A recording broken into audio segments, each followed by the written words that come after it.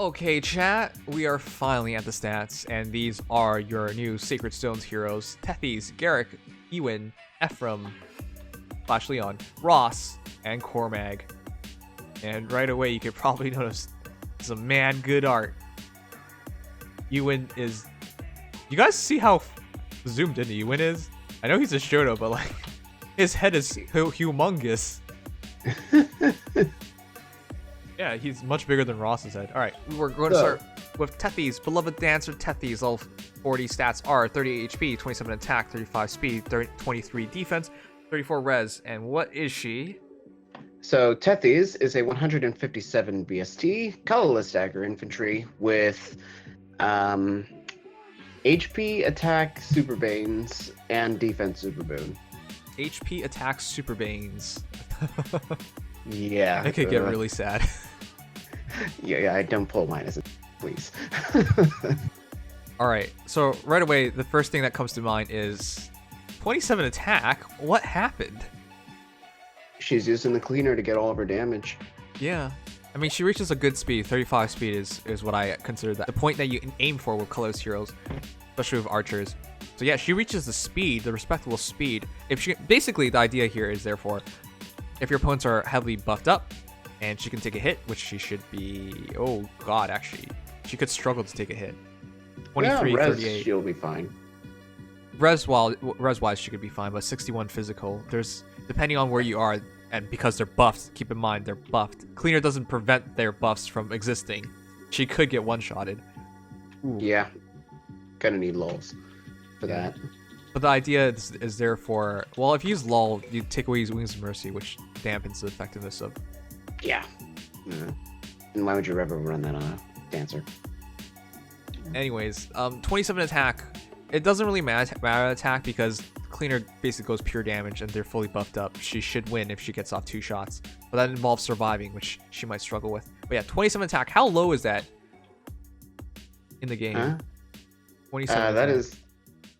let me get a good comparison on attack. And we should always also consider the only other color stagger dancer in the game. Oh, I will. For reference, Lyon has the same attack as her, as does Mist, Nana, Sylvia, Maria, female Corin. You literally just named all the support heroes except for female Corin. Wow. Which is just depressing. But Sylvia in particular. Well, actually, that's kind of fair because her and Sylvia are both dancers, but alright, I get it. Yeah. I'll give you let's do a full comparison, I guess, with our necessary unit. So where is she? I gotta find her. Okay. So comparing her to PA Olivia, sorry, IP, Tethys has 4 more HP. Yeah.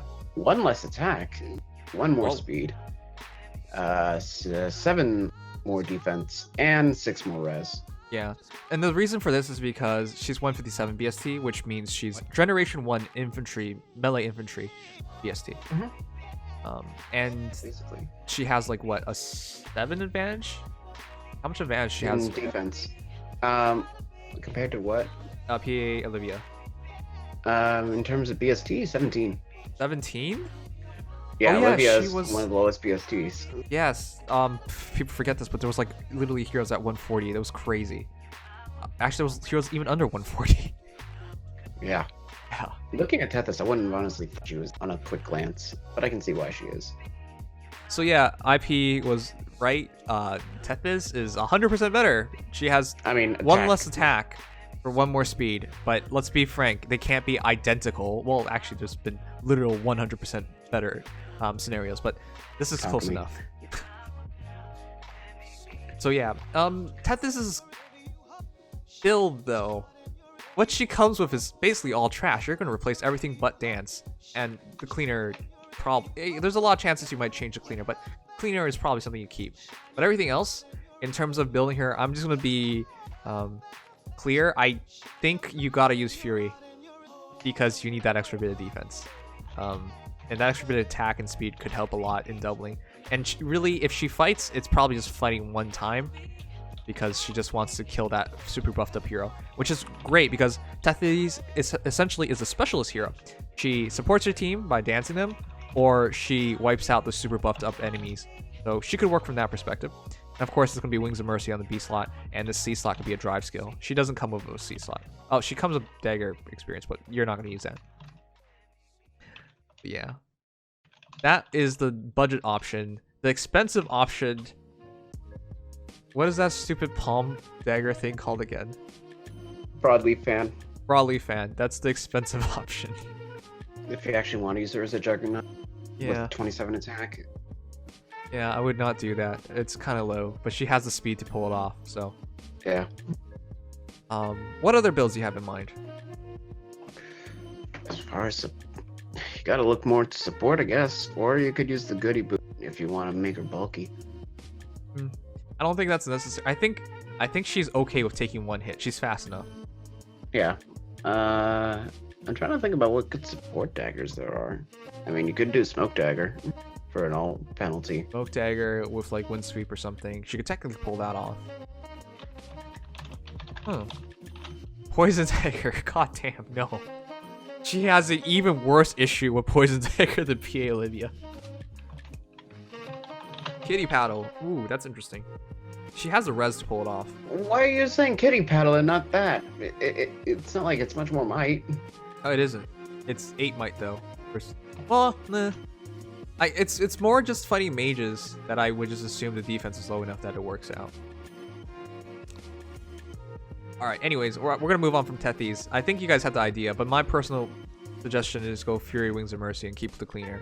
And your choice of special, your choice of C, and obviously keep dance. But yeah, Tethys is actually pretty impressive, and this is our pick for demotion. Don't pull for her here. Just wait for her to drop. I know she's gorgeous. Please wait for her to drop. There's no reason to pull now. Yeah, but we've gotten every single hint that she's going to be the demo. All right, the cleaner is a weapon that's already been demoted.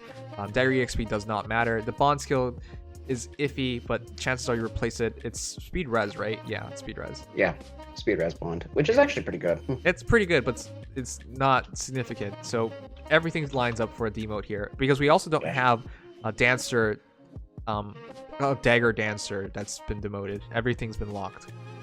So, all right. Next is Gerik. 47 HP, 37 attack, 36 speed, 30 defense, 22 res. Color me surprised. Gerik. I did not think that. Go ahead. I kind of expected a little slower, honestly. Yeah. Gerik is a 172 T axe tree with Def Res Super Banes. Yeah, I mean, what chance was he not going to be 172? Yeah. Low. Very low. But yeah, the expectation we had, to be honest, was that he would have high attack. 37 is high. Maybe even higher, I guess. But his speed would be lower, and he would utilize the darting blow in conjunction with his fire sweep axe to maximize the potential there. But turns out that's not the case, huh? I'm surprised. I thought he would have more defense. 30 defense nowadays is kind of lackluster, but again, he's not expected to take any battles defensively, and when he's attacking, he can't be counterattacked unless they have null sea disrupt or something. Yeah. But yeah, 22 res is as low as we expected, because come on, he's a mercenary. There's no way he's gonna have res. That's his one drawback. I am legitimately surprised at how fast he is. Yeah, I think he's like 1 point slower than Hilda on speed, and then has the same attack. Right. Hilda's like the premier offense. Yeah. Yeah. Hilda has 37 off. 37, and I guess her axe helps out even further there. Well, Frey Kugel obviously is amazing. Yeah. All right, I'm just gonna be frank. I think Gerik's a bit disappointing. Here's the thing. His main two things are retain HP because he comes with infantry pulse. He comes with sudden panic, and he pulls that off really well. He retains HP because he has fire sweep axe, so he should not be getting hit. And the darting blow gets him that double, is basically guaranteed because when he's initiating, he gets to 45 speed, so he'll be fine. Oh, by the way, did you say super boons and super banes? Def Res Super Banes. Def Res. Ooh. All right. I will go for. As far as I know, unless Ether wants to come in and correct me. I think you're probably right. So I would go for plus attack Gerik, and yeah, basically just rely on the darting blow to double, and with the fire sweep axe, and then just retain his HP so he can keep using sudden panic. He's not bad. Don't get me wrong. It's just his main line main role was always split. Because that HP being high meant his attack wasn't... His attack is still high, but that speed being high too really made things a bit difficult. It's just... I can see a role him in like Ether Raids teams, right?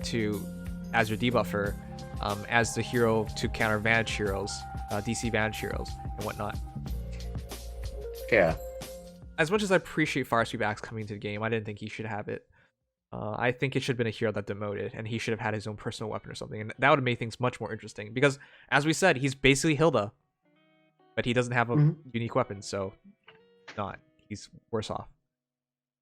Yeah. I mean, I don't know. It's mostly his HP that saves him, because that Infantry Pulse and Sudden Panic is interesting. His HP is what makes him distinct. Hilda is 4 less. Yeah. And because she has Frey Cool, she's not going to be refining herself soon, Yeah. so it's not like she's going to have much more. I guess that is the big point. Gerik can indeed use Slaying Axe or something, refine it, get more HP, be even more useful there. Huh. Yeah, not to mention the fact that Hilda has less BST. Alright, so in terms of building Gerik, I will just say don't. I think his base kit is very simple and very easy to use, so just keep it. I mean, if you are a madman, I would just replace the Darty Blow with Darty Blow 4 with Swiss Barrel 3, but that's the only thing. Really crazy, sure. I think he's fine in terms of attack. Fire Sweep Axe is 14 might, 15 might, so he actually gets to 52 attack base, so he's fine. Yeah, that's perfectly fine. Okay, we have one request for comparison. He says, Lappin says, oh yeah, you should really compare him to with Legion. Why do we have to... Okay, this so Legion, 1 less HP, 1 less attack, 1 less speed, 8 less defense, 4 less res. Yeah.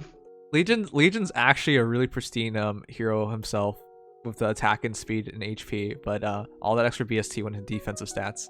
So, yeah. Yeah, no, Legion's really good, but always def res gets kicked in the butt by the new units, and then Gerik just happens to one-up me everywhere. Yeah. Anyways, Gerik's very interesting, but unless you know exactly what you're doing with him and the team you're running him with, because it's an infantry team, number 1, and number 2, he looks like he's made for Ether Raids.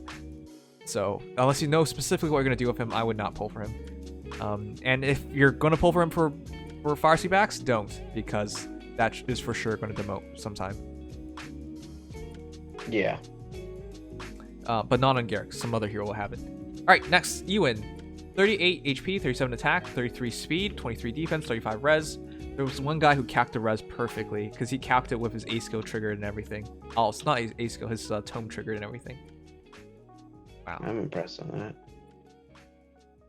that.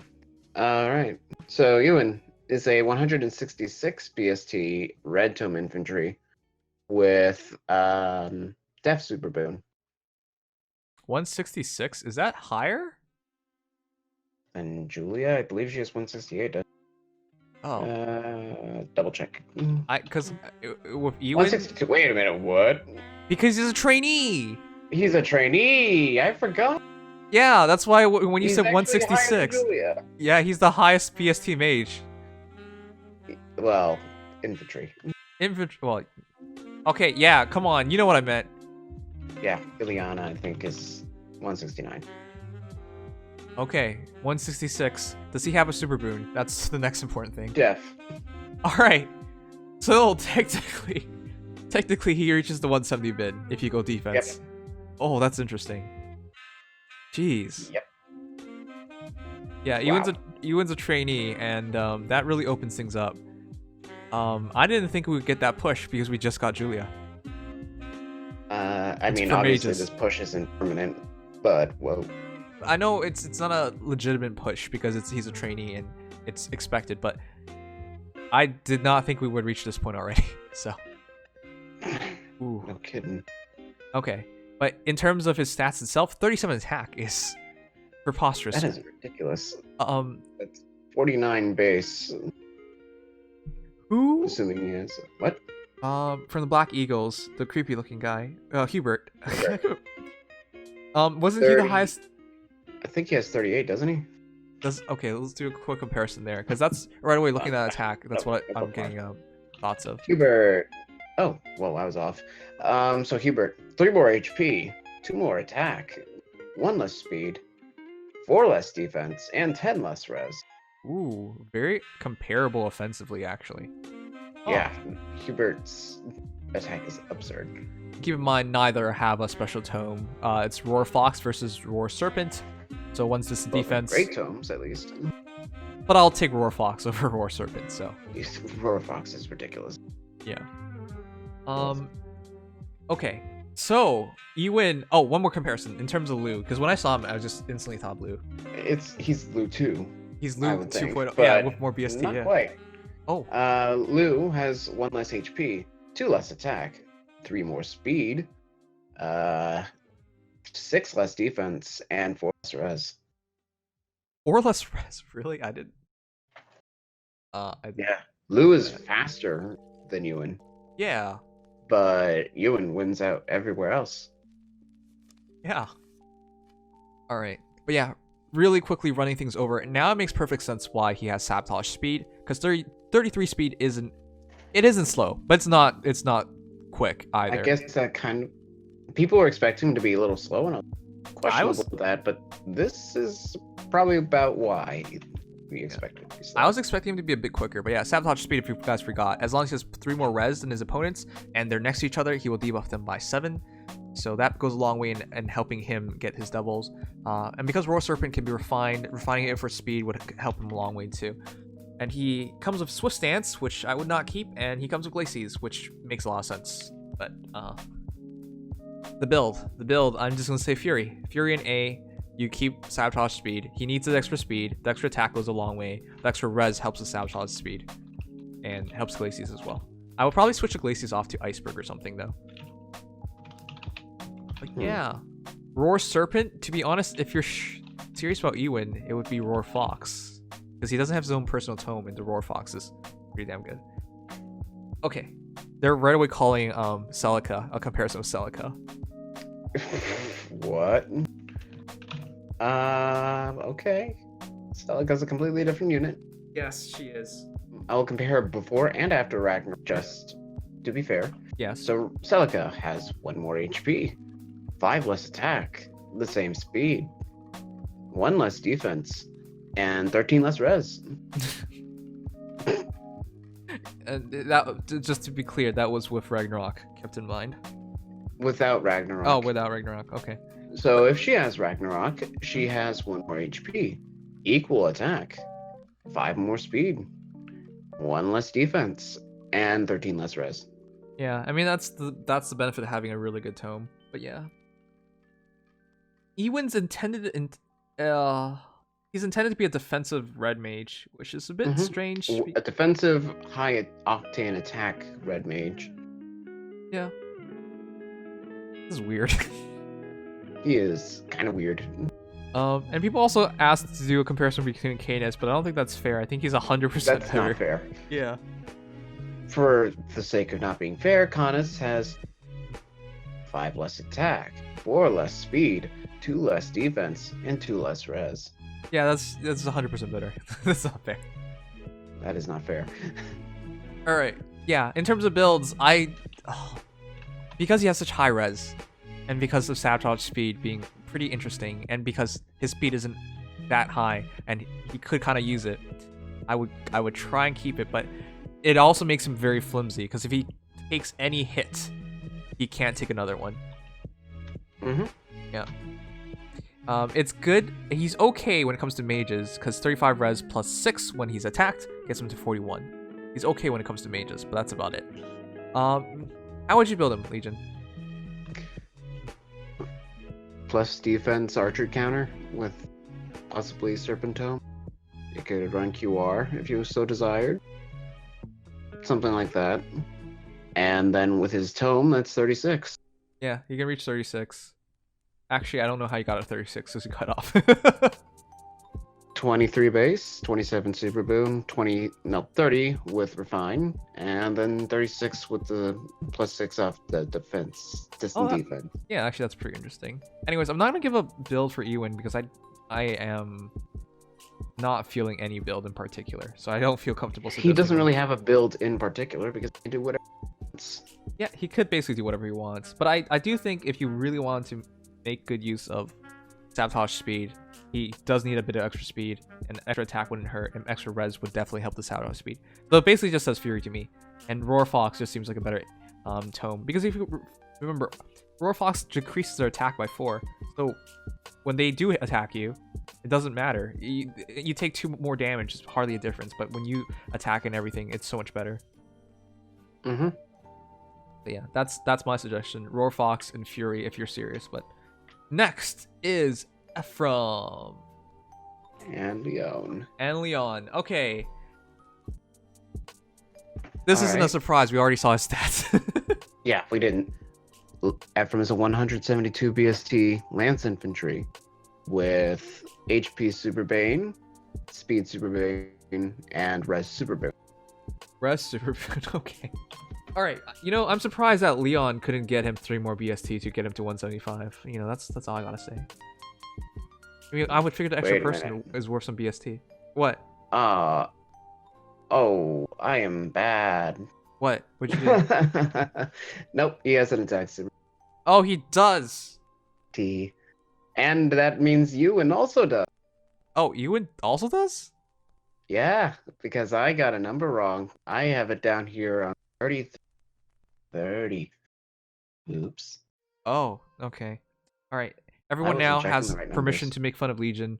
Don't ignore the fact it's almost 3 AM for us. We're dead tired, but yeah, please make fun of it. I completely missed a number, which is corroborating so many other things. Yes. I am making some changes right now. Okay. By the way, this completely changes up Ewan because plus attack makes him deadly and makes a lot more sense. Plus attack, that puts him up to 55. Yeah. Yeah. Okay. That puts him 2 attack. Well, that puts him up to 38 effectively, if you think about it. So, like, whoa. Okay, Ewan just became a lot better in my mind because of arena viability. Well, more attack makes it harder, but it doesn't matter. You can just run a sweep. He shouldn't one-shot. So, okay, I'm gonna go and see. I'm gonna check to see if I made more mistakes. Okay, so Ephraim, I'm just gonna go here. We already knew his stats: 41 HP, 39 attack, 30 speed, 37 defense, 25 res. The super boon in attack is huge because again, he needs more attack. His lance basically functions in the respect of if he has, there's 3 abilities. First, it's effective against armor and capos. It adds 3 attack, and if he has more attack than his opponent, he will double. Or if he has extra movement on him via Legendary Zero or his own dual skill, he will guarantee a double. That's huge because when you initiate, you attack, they attack, you attack. It doesn't matter if you're slower. If you kill them by your second hit, they can't hit you. And obviously, if you kill them by the first hit, they can't hit you, period. But yeah, that's huge. He comes with Draconic Aura, which doesn't really matter. We're looking at Gale Force on him because, frankly, if he comes with Heavy Blade 4, which he does, and his attack is so freakishly high, especially at plus attack, because you gotta remember, he gets to 58 attack. 58 base. And you can add another 4, so you can reach 62. If it's a super boon, and even if it doesn't, he has a low attack defense, so he drops his opponent's attack by 3, which effectively means if he goes up against someone who has 60 attack and he has 58 attack, he actually still triggers his weapon's ability, and also Heavy Blade. Don't forget Sturdy Blow for a seal. And don't forget Sturdy Blow for the seal. Where did you come from? He's been here for a little bit. What? Oh, you know me, I like to poke in. He's lurking. Okay, well, Marbel's out of nowhere. Of the info drop, yeah. But yeah, Ephraim is every bit as amazing as I thought he would be, mostly because we saw what he would be, but whatever. He's very ambivalent on his boons. The only one that's not changed here is defense. That said, you could go plus res if you wanted to, turn him into a mixed tank. Yep. Sorry, somebody brought up a fun point. Let's comparing this Ephraim. Nappa. Oh god. Heck. How long has Nappa been there? I don't know. Okay, but what were you saying? So comparing Ephraim to a +10 original Ephraim with Sigmund, just base Sigmund, no HP refine. So Ephraim has, let's see here now, 8 more HP, equal attack with an attack boon to a neutral, 1 less speed, 1 less defense, and 1 less red compared. Just unmerged. Wait, what? That sounds very... What? Say it again? A plus attack +10 Ephraim Yeah. with just base Sigmund has 8 more HP, equal attack, 1 less speed, 1 less defense, and 1 less res. What? This Ephraim is just better in everything but HP then. At base. And we're talking unmerged Yeah. with no boons or banes. Okay, talk about power creep. Or talk about the power of love because Lyon's there giving him all those juicy extra stats. There you go. Yep. Now, in terms of building him, keep Heavy Blade, keep low attack defense. C-skill could be whatever the heck you want. If he's going to become a Gale Force hero, defense smoke could be really good. And Times Pulse. Times Pulse is technically really good too because Heavy Blade needs him to get hit. And because he doesn't have fast cooldown, I mean, the first time is not an issue, it's the second time where it becomes an issue. If you really want to, you could just run Quicken Pulse and it would work. But Times Pulse, yeah, that's a clean solution. Realistically, you can get him to like 1 cooldown with just Gloria and a Times Pulse. Yes, but that's what we're talking about. Running Ephraim. Oh, and 1 Infantry Pulse. Yes, Oh. Infantry Pulse also works on him. He only has 41 HP. So, or running Ostea's Pulse works on him. Running Quicken Pulse works on him. Running Valoria works on him. So, even though he doesn't cleanly get into Gale Force, you have a bunch of options to clean that up. And Valoria in a Wings of Mercy team works really well too, so. Especially with his ability. Wow, I screwed up. How many mistakes did you make, Legion? Okay, so Ewan was completely wrong. What? Jesus, I got this terribly, terribly wrong. Yikes. What is it? Okay, so he has an HP Super Bane and attack defense res Super Boon. Attack, defense, res, super boon. Whoops. You realize once this video comes out, I'm gonna get so many comments as to why Ewan did not make sense. Yes. Alright, I'm gonna put a big ass disclaimer. Alright. Please. Yo, that attack Super Boon's gonna be kind of sick though. He can have 39 res. That too. Alright. Anyways, I think that's in terms of Ephraim, you guys know what's up. We had a pretty good idea of him. His true potential is in a Gale Force team, and if you're not running him in a Gale Force team, you're not using him to his true potential.